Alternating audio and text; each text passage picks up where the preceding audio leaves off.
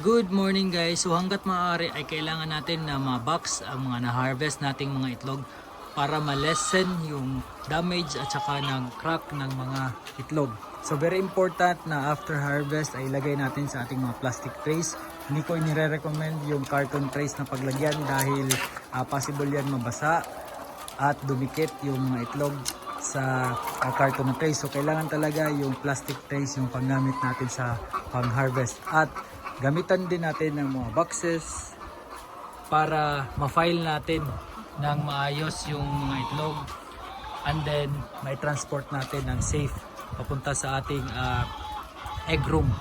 So sa pamamagitan nito guys ay medyo mababawasan yung number ng cracks natin, at the same time ay hindi masyado ganun ka fragile yung